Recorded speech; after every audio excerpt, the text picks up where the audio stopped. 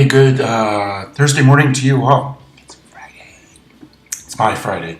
Anyway, our gospel day is from Luke chapter 13, verses 31 through 35.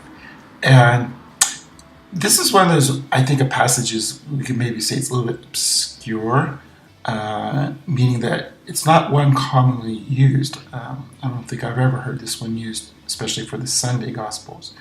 But here it is, and it is part of Scripture. And it's like, what's going on here? And so you read the story, and it says some Pharisees are warning Jesus he needs to get out of there because Herod's going to kill him. And Jesus confronts that and talks about that. And what gets me in this passage is, right, it's very scary, it's very real, and actually we know what's going to happen, 2020 hindsight. But as Jesus talks about it, it's the kind of thing is that he knows what he needs to do, and he may be fearful, and of course that fear will come out in the garden scene, but he does not let that fear define him, and that there's something greater here. This calling to Jerusalem to bring all people in, and to the love of the Father, trust in the Father will be the guiding force in him, and that's what I'm getting out of this. That he knows it's going to happen, but it's not the fear. Because I relate to that because fear is really the big thing in my life, and getting that help to not be controlled by my fear was a big part of my life. And of course, the fear is still there; it never goes away. But it's trying to make control over that.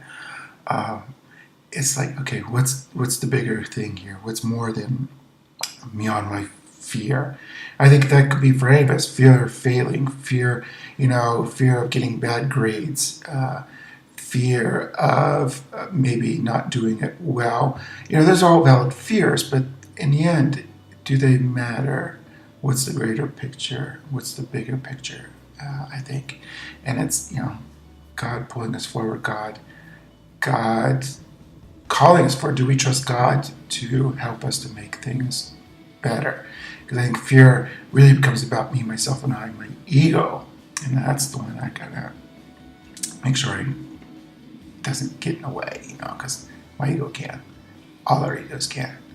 So I guess the message today is, what Jesus is saying is, okay, it's okay to be scared. There's some things to be scared about. But the reality is, there's something greater than our fears, greater than my ego.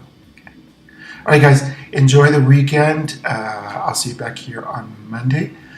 This weekend, I am at Snow's for the 9:30 and 11:30, so I'll see you guys there. Okay, bye-bye.